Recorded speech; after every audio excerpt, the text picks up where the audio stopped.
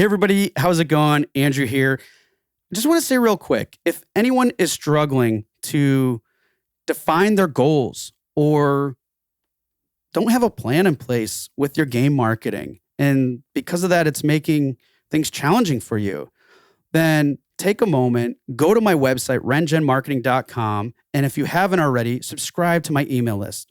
Why?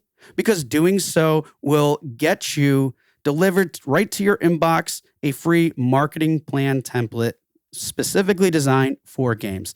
Look, I've already verified recently that 2 college professors have used this in their courses and shared it with their students because they understand the value and how helpful it is for them to plan out what their marketing looks like. What's really awesome is simply the fact that these professors are incorporating marketing and this level of marketing into their courses because, again, they understand the value that marketing plays. So it's really exciting to hear this. But on top of that, lots of other people have utilized this template, have found it really helpful for them to further define their goals and provide them clarity and direction in what they need to do to make things happen with their awareness efforts. So again, if any of this sounds like it could be helpful for you, then please just check out the website, rengenmarketing.com, scroll down, sign up for that email newsletter, and then right to your inbox, you will get that free marketing plan template. So again, can't thank you enough for being such great listeners. And now let's get right to the show. Hey, everybody, and welcome back to another episode of Indie Game Movement, the podcast that talks about the marketing and business of indie games. I'm Andrew Pappas. I'm going to be your host today, and we're going to be talking about crafting authentic brand identities that stand out. So crafting an authentic brand is crucial for indie games, especially when trying to stand out in a competitive market. But despite the need, it can be a real struggle for developers to define their positioning and know exactly what will cut through the noise.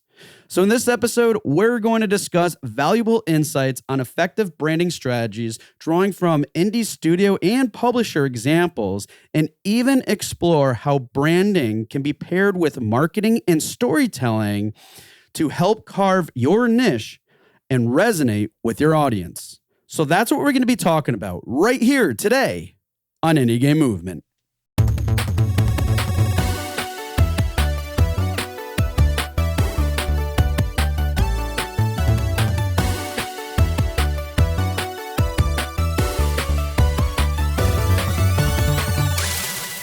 Hey, everybody, and we're back. And today with us, I have Anni Valkama. Anni, how is it going? And thanks so much for being here today. Thank you. Thanks for having me. It's been a busy week. I'm glad it's almost Friday and the weekend. A lot of preparation happening in Platonic Games, as I'm sure is at many other games companies at this time of year. It tends to be a busy one in June. Although E3 sadly is no more, but we know that there's now many various digital showcases taking its place, along with obviously a very, very busy Steam Next Fest. So certainly been a busy one. Absolutely. And as Anni said, I'm sure you can all relate. But real quick, before we get into this really interesting conversation we have planned for you today, Anni, they are the brand manager at Platonic, the founder of Game Devs North and Social Link. At one point in time, you worked at Super Rare Games as a brand manager there too. Past projects include Grapple Dog, Lone Ruin, Post Void, OTXO, Cavern of Dreams. The list goes on. There have been so many there. And in addition to that, some really great accolades like the MCV Develops 30 Under 30 back in 2022. And we also have Game Dev Heroes, where they were the finalists back in 2023, and doing some really awesome activities too. One in particular, and Anni, if you don't mind, share us a little bit about this. Safe in Our World, you were an ambassador in the class of 2023. Do you mind sharing us a little bit about what that organization is?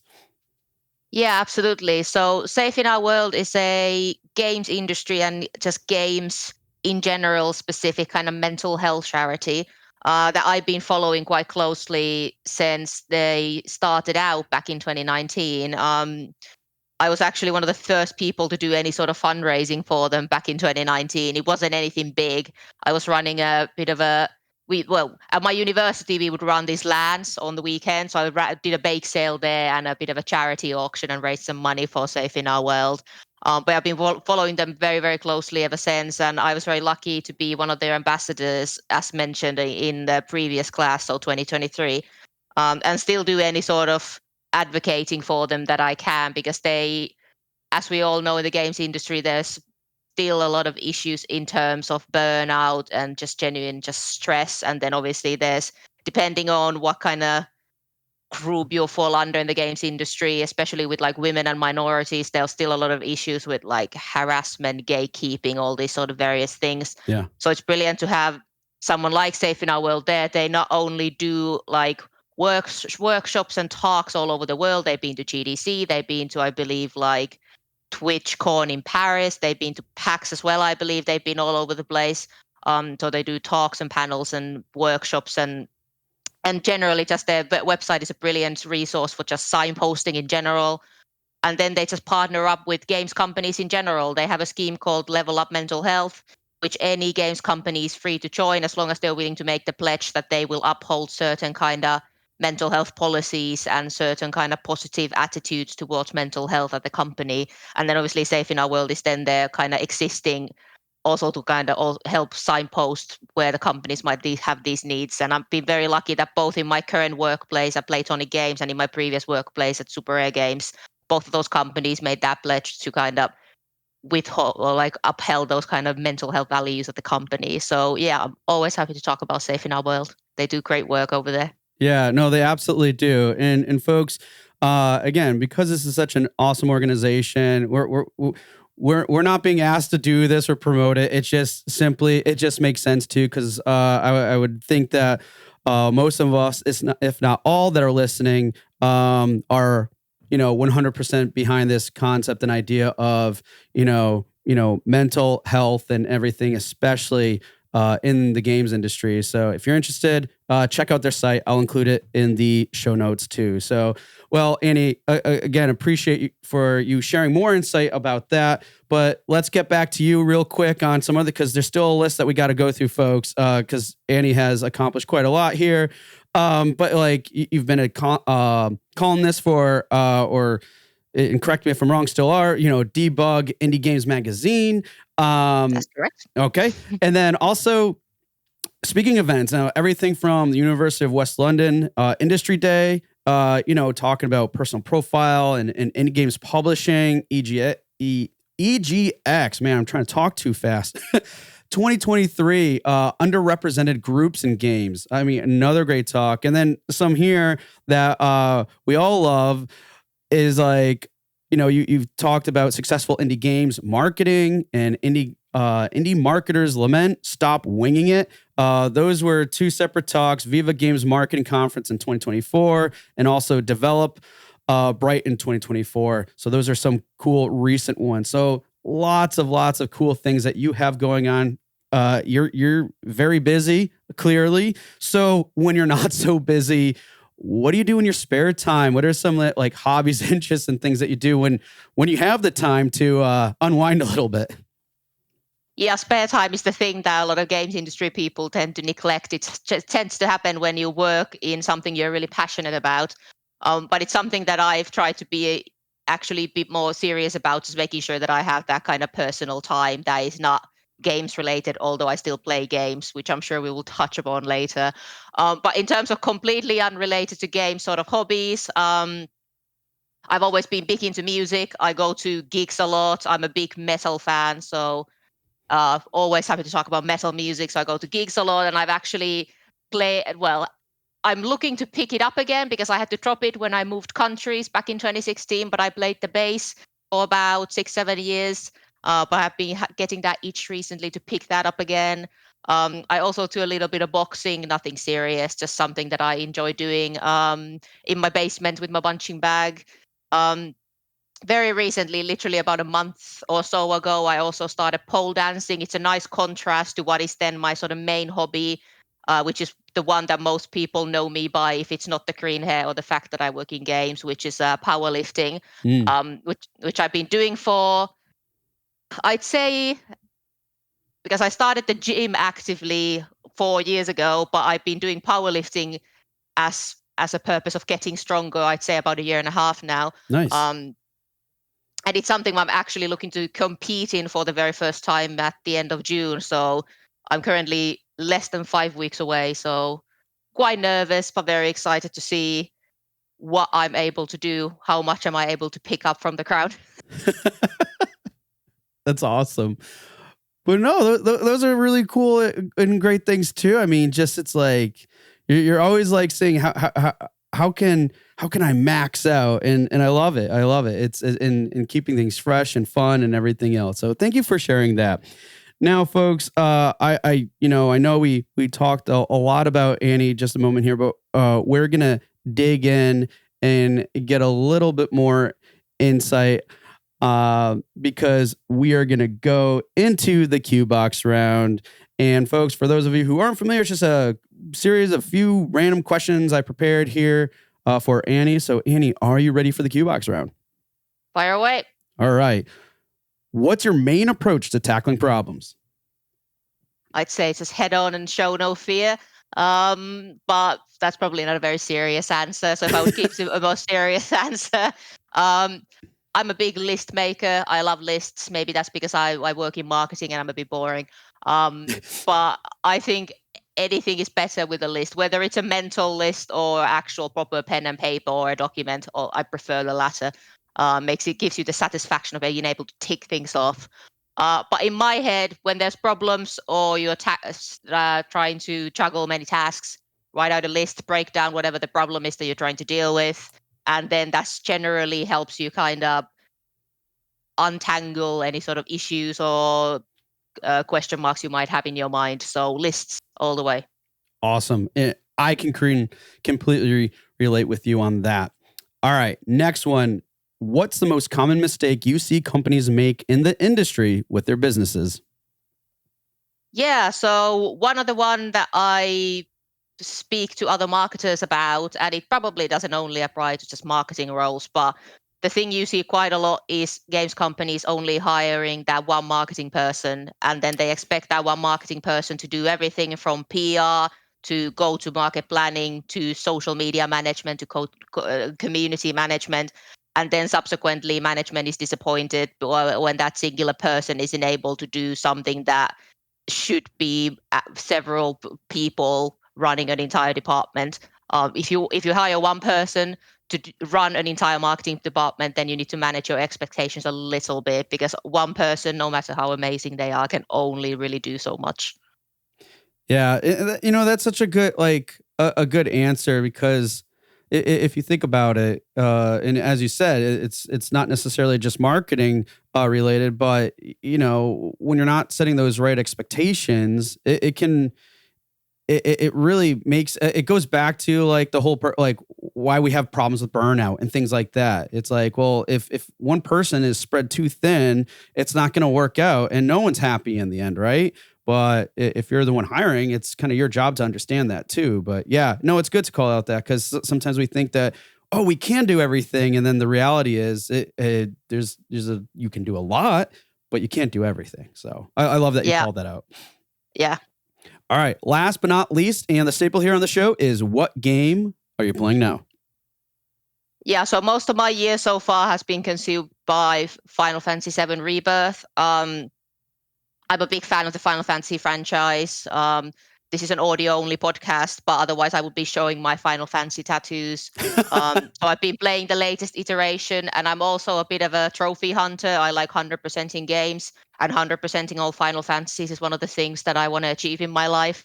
Unfortunately, haven't done it with Rebirth yet. It's a meaty game, and one of the trophies requires you to finish the game on the hardest difficulty. So, but when I've not been playing Rebirth, I've actually been playing ukulele, which I'm not. I promise I've not been forced to say, but I have genuinely just been playing through it because I'm genuinely also a big fan of platforming games. So it's nice to work at a company that is known for platforming games. Nice. Good answer, because I'm also a huge fan of Final Fantasy franchise. And quick digressive question here. What are your thoughts of Final Fantasy, the original? The original, ooh. So I'm gonna show. Maybe I'm gonna lose my fan card here, but never actually finished the very first one. I've played a bit. I played a bit of it. Um, it's so with games that are from that era of time, you have to keep in mind that they are from like that is from the late 80s. Yeah. For the late 80s, I'm sure it was absolutely fantastic. Um, and like gameplay aside, the music for Final Fantasy has been Yeah. always been brilliant. Even back in those days, absolutely fantastic. Um, but yeah, so that's as deep as I can go in the original Final Fantasy. No, that's fine. Yeah, I do have an actual goal of playing through all of them, because the ones that I am most used to playing is basically from 7 onwards, because Yep. we had the first PlayStation, so we obviously got 7, 8, 9, and so on and so forth. So playing through the first 6 properly, I've heard that 6 is the one that a lot of people like. So it's just as a working adult trying to find the time to play through 16 mainline games of JRPGs. Granted, 2 of them are MMOs, which I refuse to touch because I would lose all the remains of my daytime if I were to get myself into an MMORPG. Yeah, no, really solid points. And kind of, I'm on the same. I'm right there with you, only because, and even the first one, I haven't finished it because, well, one reason it was, I'm glad we have the internet now compared to before we did, just not as effective. Because when I found out like half the spells just don't work because there's still bugs that shipped and they're still there, they won't ever unless you get it remastered. I was like, I'm glad I wasn't really into the magic side because man, that would have been frustrating. And then, well, anyways, that's just one of many frustrations, but there's a lot of love there too, folks. Okay, we digress. Thank you so much for answering those questions in the Q Box round. And now let's get into the heart of our conversation, which I shared with you all in the intro, which is crafting authentic brand identities that stand out. The standout part is the big one there, folks. So, let's kick things off with, branding. How do you define it? Because, there's this context or idea within indie games that, we might think of branding as something different, but obviously it's still essential. So, and crucial, right? So what are some ways that developers can understand its importance as it applies to indie games? Yeah. So in terms of just defining branding, I like simplifying things a lot. So in like the simplest way possible, a brand is essentially like a company's, or if you're a solo developer, you as a professional's identity slash reputation slash kind of online presence. And essentially it's kind of you asking yourself is like, how do you want people to view you? And then the subsequent process of you building that kind of perception of your business to the people that would be your consumers or your community. And the reason it's so kind of crucial in this day and age, even for smaller indie developers, but especially ones that are looking to kind of do game dev for a living, is that, and I know this is a number that gets thrown around a lot, especially kind of in the marketing sphere and in the publishing sphere, especially. But in the previous year of 2023, and this has been growing exponentially practically every single year, there were nearly 14,000 games released on Steam. And the number of games that Steam's algorithm more specifically kind of actively promotes is somewhere between 2 and 3% of 14,000 games. So we're talking a couple of hundred. And essentially the job of a developer then, and this is where kind of branding can come in, is you need to convince players who have a finite amount of money and time these days, especially money these days. You need to convince them that that your game out of those 14,000 games is worth for them to first of all wishlist, which is an important thing to do these days because that's how you get recognized by the algorithm on Steam, and then subsequently purchase. And then this basically this is where kind of branding comes in and why it's so important. You want to stand, you need to stand out from that massive crowd these days, or there's just simply, well, it sounds very bleak, but there's just no future there otherwise. Yeah. And I think you said something really helpful that I distills a lot of what you said too. And sometimes we don't necessarily always think this way, which is time and money, but specifically, for the players. Like we know, like I like to group those things together for simplicity's sakes as resources. Players have resources too that are limited. We all have limited resources, especially of time and money. So when that's the case and you're not necessarily thinking of those things, it doesn't mean you have to lead with them. But if you're not considering that, then that could be a big factor. Like, and what does that look like? So, and that equates to everything from marketing, that equates all the way down to the actual game experience.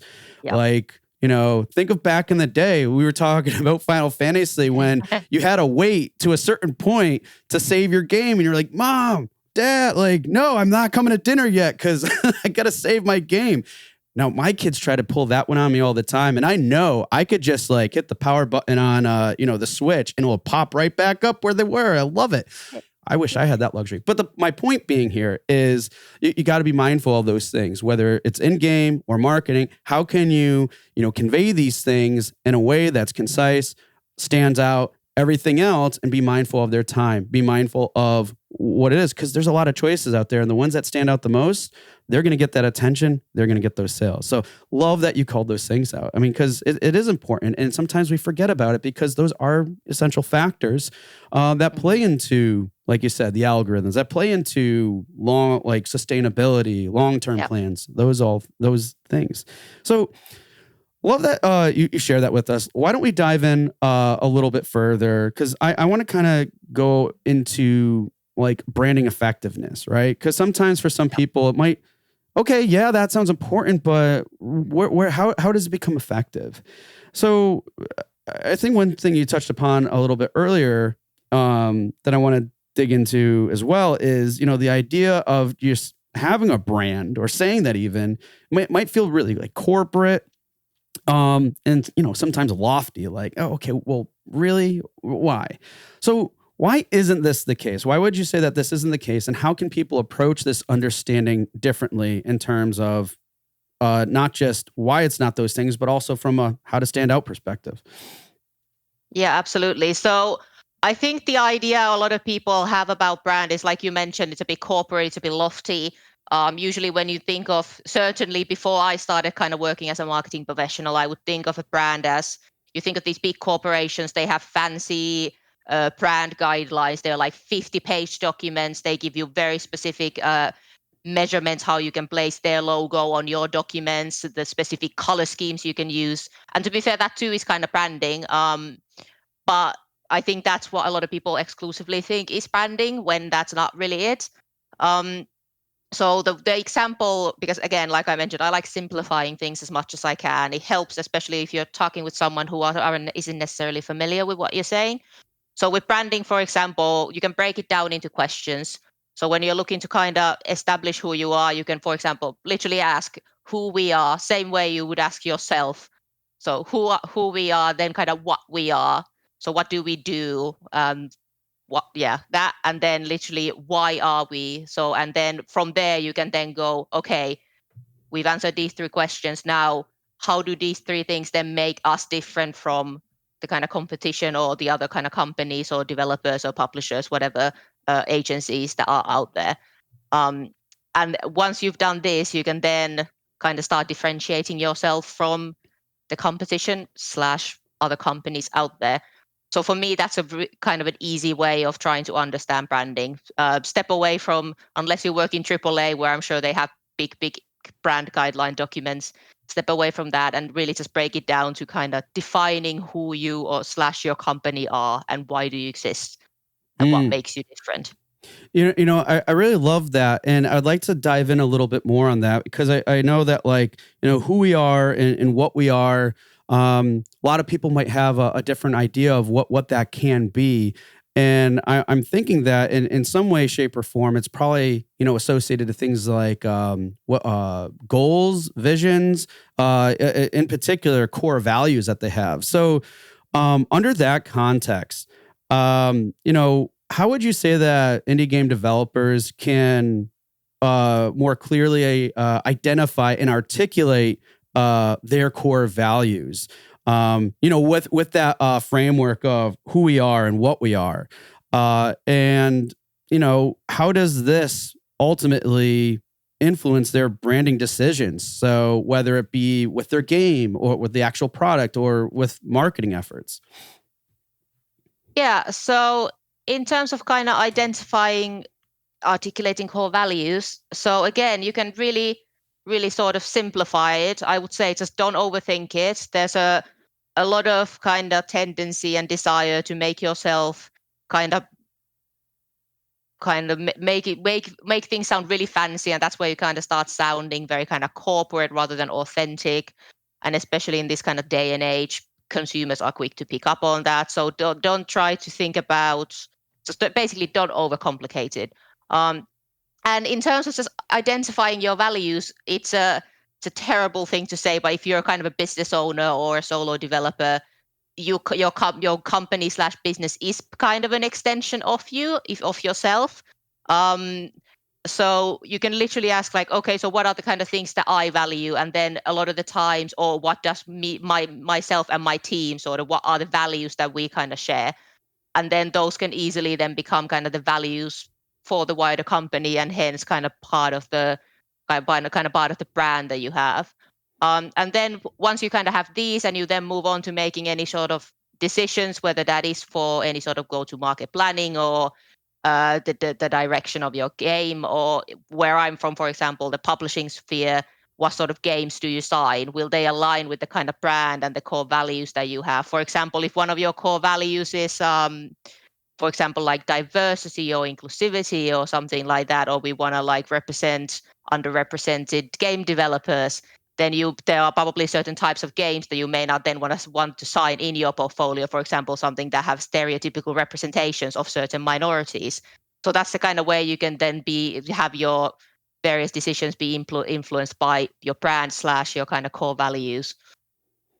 Those are such great insights there that can, again, I mean, it's as simple as just looking at, hey, us as a team, what do we care about? What are our interests? Well, what's important to us? Like, and then how do you want that to reflect or impact the work you do, whether it's in games or beyond? So I love how you broke that down as to really showcase, like, I think what that does too is help align the passion and the drive with everything else that you're doing with your games, which is so important, because if you don't have that drive or passion, it can make things a lot more challenging. And the other thing I want to call out to too, that I think is great, is just when you said, just don't overthink it. Yeah. Don't overcomplicate. There's so many times, like you said, try to be fancy or overly creative, or this is going to be, I don't know, you just try to put some fun, interesting twist, but what that could end up doing, and I think more cases than not, it confuses people. And when people are confused, it creates friction. So the last thing you want to do is when someone comes across your game, your studio or whatever, and they're like, I don't really understand or know what they're trying to do. It seems kind of cool. But the second that they're in that moment, remember how we were talking about time and money? Well, this is a time thing. If your brain's spending too much bandwidth trying to figure something else out, and it can't, and it's got more important things to do, boom, it's gone. They're gone. So again, love that point. So valuable there. Now, let's talk a little bit more about this, because, all right, we identify that, having a brand, it's important. It's one thing, but let's just say, creating one that really stands out can be a big feat. So just to help us understand what this may look like, could you share some examples of indie games that have effectively utilized branding to stand out, especially now because it's pretty crowded? Yep. So I can give examples on kind of both the indie game side and then from the indie publisher side, where I kind of work specifically. So if I start on the kind of publishing side, so there's three kind of indie publishers that I like to use as examples because I think they're doing cool stuff. This is where it's a bit of a self plug. But yeah, obviously, so here at Playtonic Games, for example, our goal has always been to kind of make experiences for people that enrich their lives, that makes them feel good, that makes them feel happy. And we also want to be kind of having fun along the way as we're making / publishing games. And we hope that that kind of shows in the kind of games we put out, and then as well as the kind of wider team. So that's one example. Another one would be someone like Devolver, who is another indie publisher. You look at Devolver or look at any of their games, actually a few of the indie games with excellent branding identities. Cult of the Lamb, that's a Devolver published title, stands out. Devolver themselves, they've always been that bit of an edgier / wilder indie publisher out there. They still call themselves the boutique publisher, i.e. like a nice, friendly, small, kind of that sort of publisher. And then they push for really kind of bold and creative titles. And Cult of the Lamb, I think, is a brilliant example of a game that's like, the branding is everywhere and it's spot on, it's hilarious. Whoever runs their community, I'm a huge fan of them. And then as a final example of a publisher, Whitethorn Games, completely different from Playtonic or Devolver. So if you look at kind of Whitethorn Games' website, they call themselves the defenders of easy games. They call themselves easygoing, they call themselves bite-size, and they call themselves stress-free. So those are three completely different publishers, but they all have their kind of distinct identities. Then a few more kind of indie games that I think have really, really good brands. So I mentioned Cult of the Lamb. Among Us came slightly before Cult of the Lamb, but again, they're everywhere now. It's pretty much a well-established IP. I'm sure they're going to be making a live-action movie of Among Us at some point. They seem to be making live-action movies of everything. Wasn't something announced, I think, at one point? Was it? Oh, yeah, maybe it was. Like, was it a series? Yeah. Was it a series or a movie? Yeah, maybe Netflix, it was one or the other. But yeah, I mean, okay, but a great example. Yep. And then if I want to go for something, I'd say it's not necessarily a lot smaller, but actually it is a lot smaller.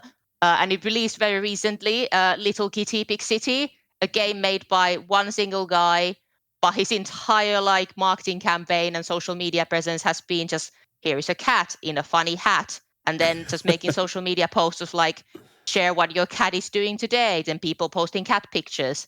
So that has been his entire brand, just cozy, warm, cat loving, and completely again different from Among Us and Cult of the Lamb, are a bit chaotic, a bit edgier. And then on the opposite end, you have something like, here is a cat game and a cat in a cute hat, and here we foster a community of cat lovers. Yeah, no, these are awesome, and thank you for sharing them. The one I'm going to call out to in particular, I would say, would be Whitethorn, because I didn't get to make notes of all the comments that you just shot off. But I mean, how, and maybe I'll have you go through it one more time. But the main one that stuck out to me was, defenders of easy games. Like that's like camaraderie right there. It's easy games. And then all the other points that you shared too, they were completely straight up right on brand the whole time. And it's simple. Defender of easy games. We're talking 4 words there, right? And it's clear. Yeah. You have a sense, and there's that sense of emotion. Some of the things I just described that can really garner attention, stand out, resonate with people. And these are all things that we try to do. And again, Whitethorn, that's why I'm calling this one out, is such a great example of how they could do. And what were the other points that you listed off? Because it's like, it seems like you know them all too well. Yeah, I'm a big fan of what they do. They're also big on kind of pushing for accessibility. So I look up to them a lot on that front as well. But the other ones they mention is easygoing, bite-sized, and stress-free. So they all kind of fit nicely together. Yeah. And if you think back too, bite-sized, that word in itself could be representative of being mindful and catering to what we talked about before, time and money. What is bite-sized? What do you think it could translate to people who are, just starting families, just starting their career, just doing whatever? Bite-sized sounds great. Oh, less stress or stress reducing. Oh, wow, that really caters to that audience too. And this is a concept they believe, that's their values and everything else, and that translates into the games that they work with and everything else. And now you can get this big, really much bigger picture of how this brand is actually working, even though at face value, and I'm sure this didn't happen overnight, even though it's super simple, but you can see how so much is actually going on in just those three little phrases that they use to really encompass their brand and showcase what they're about, and also standing out because there's no friction there. It's straightforward. You know what you're going to get. However, you're translating it or thinking of what that means to you as a player. So love those examples, but yes, that one in particular, lots of great stuff going on there. So we talked some things about brand examples. Now I want to kind of dive in and discuss, the influence this can have and the integration, meaning like, okay, we got the sense and idea of things, but how does this actually translate or get integrated into, okay, actions, work that needs to be done, and for the ultimate goal of results, whatever those may be. So how would you say that branding then intersects with marketing and even publishing decisions for games? And what strategies can developers employ to ensure consistency across these areas? Perfect. So we've already kind of touched upon this a little bit. So essentially, once you have your kind of brand in place, I'd say then not necessarily automatically if you kind of forget what your brand is and what you stand for. But in an ideal situation, once you have a brand, it then informs your marketing decisions and your publishing decisions. And in terms of kind of specific strategies for this, again, you could almost break it down into a checklist of questions. So, for example, let's say, from the publishing side of things, you can ask questions such as, will this game fit in our existing portfolio? Okay, it doesn't, but could it still align with our kind of values and fit in our portfolio that way that it still would be explainable without standing out too much? Um, then on the marketing side, you can do things such as ask about, does this align with our tone of voice? Is this what the community would expect from us? And even if they didn't, there's always a good and bad way of reverting expectations. Would they still respond positively if this doesn't, or like isn't immediately obvious how it might fit into our brand and fit into our like marketing? Um, One of the examples of where I could say that this hasn't necessarily probably been considered, but again, I don't work for this company. I don't know how their kind of go-to-market planning has been done. But a while back, there was a bit of conversation happening on the Twitter side. But when isn't there a conversation going on Twitter side? um, but there was a particular kind of cozy farming simulation game that um, set the game development Twitter on fire by posting a tweet asking about what percentage of female breast jiggling physics people would prefer for their female character. Um, Oh dear. now, now, now, there are games out there where this question would probably garner a positive response. At least in my personal kind of opinion and experience, if you're making a farming game, cozy farming simulator, that might not be the community, especially if you look at any sort of kind of influencers focusing on cozy games and farming simulations. It's quite a diverse sort of community of influencers and gamers in general. So that might not be an audience you want to throw a quite a I I want to say misogynistic. For me, it's a bit misogynistic. Kind of content out there.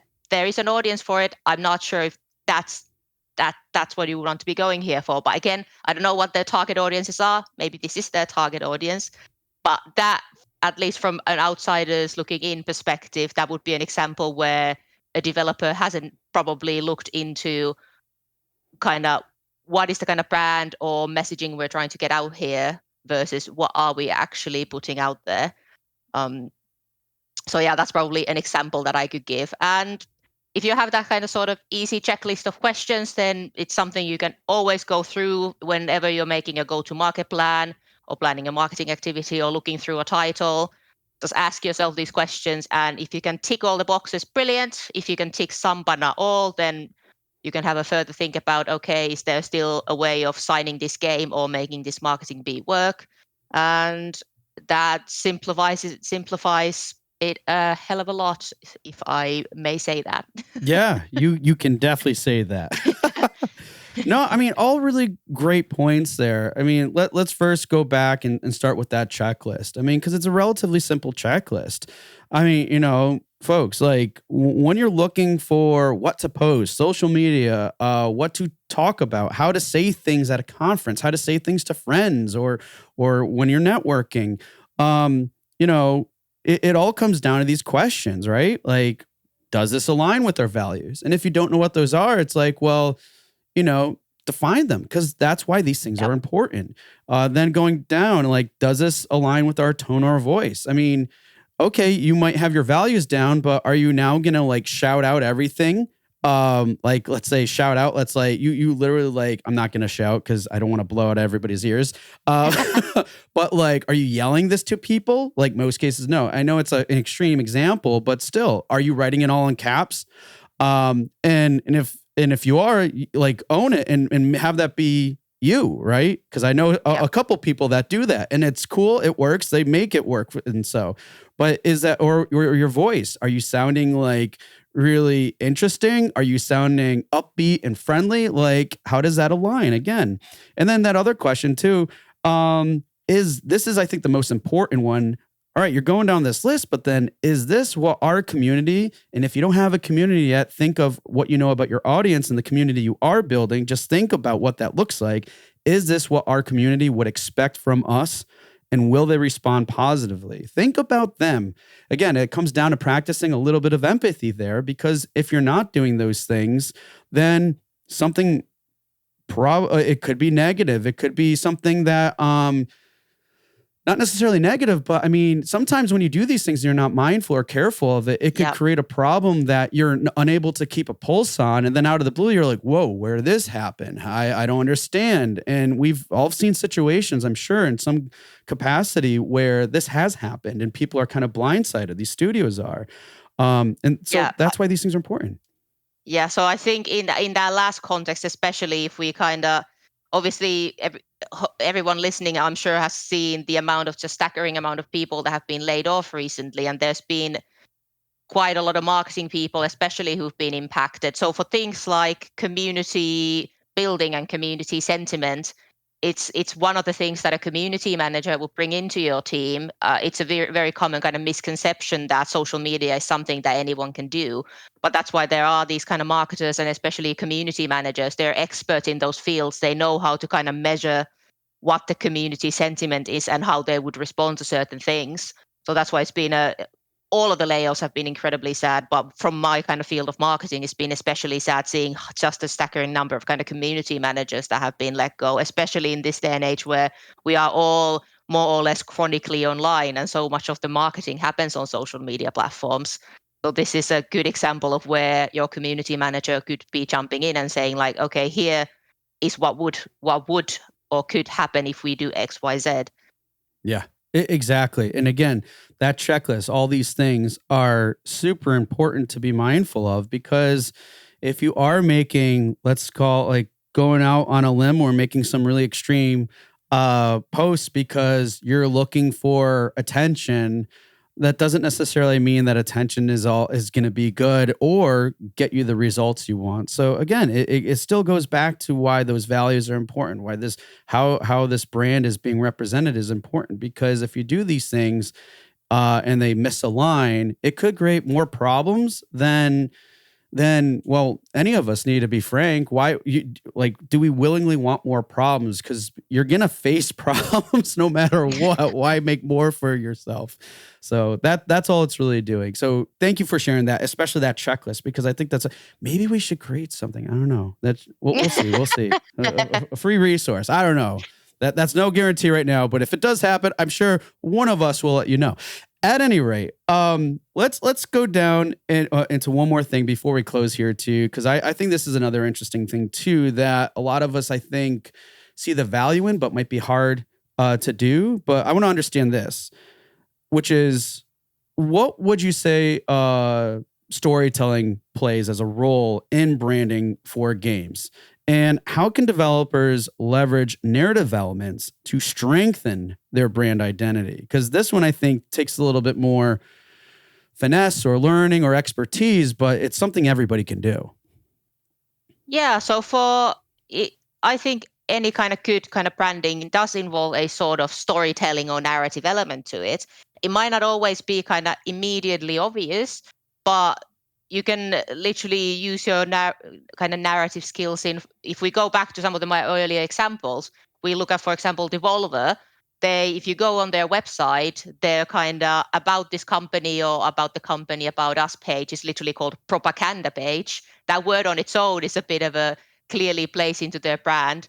But then if you go on the page, in a very kind of Devolver tone of voice, they literally tell you the story of the company, and that just writing that in a way that fits within your brand and fits within your tone of voice takes some level of kind of narrative skills and narrative elements that you need to kind of handle / master.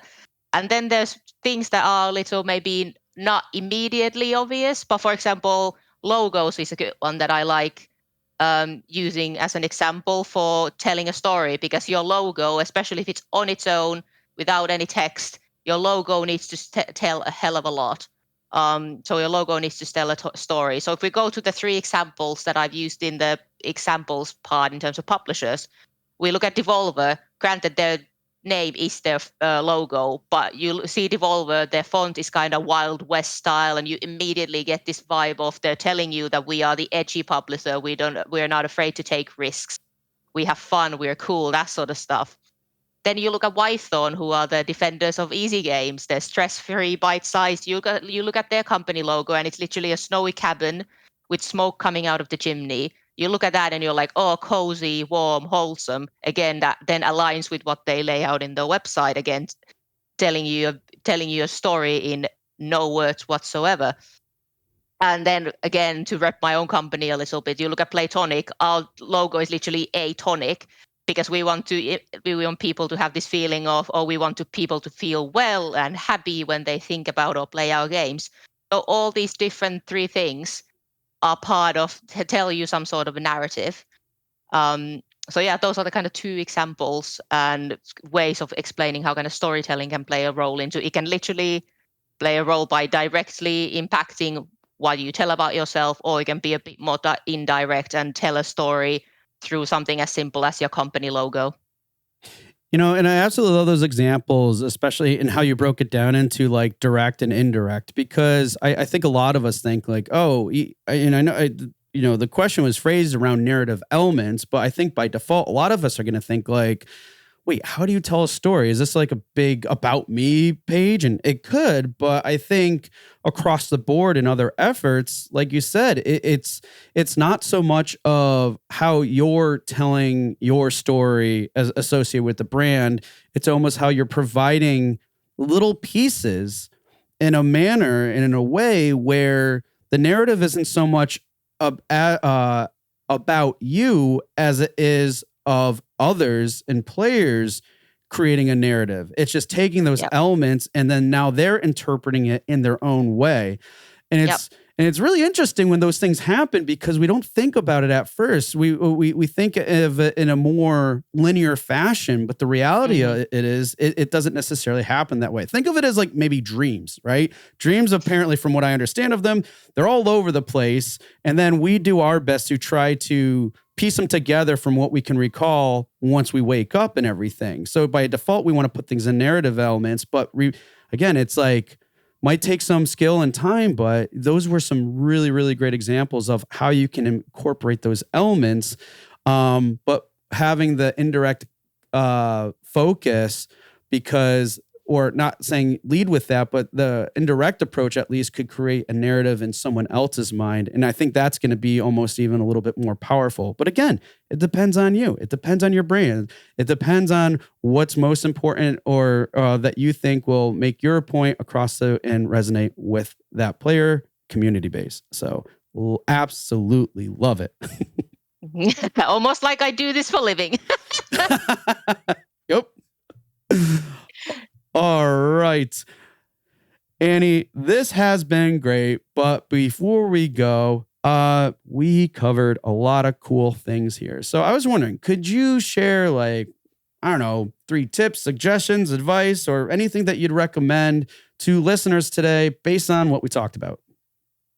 Absolutely. So first and foremost, if your dream is to work in game dev long term, whether it's as a developer, publisher at an agency, whatever, you need to have your brand defined to set yourself apart from the noise. Again, nearly 14,000 games released on Steam last year. You want to be standing out, especially if you're wanting to make a living out of working in games. So that's number one.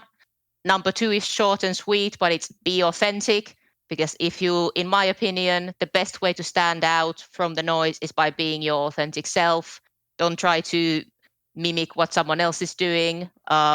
Just be you in your brand as well. And number three, I've talked about simplifying things a lot. So make lists, break things down into questions, and you're a lot likelier to get into your answers.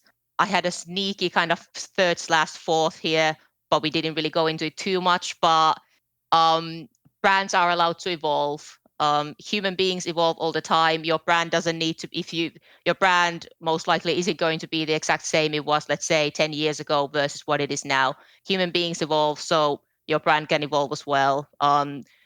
It's likely that the kind of some of the core values will always be there at the core, but the brand itself will and should be allowed to evolve as you kind of go through the years and publish/make more games.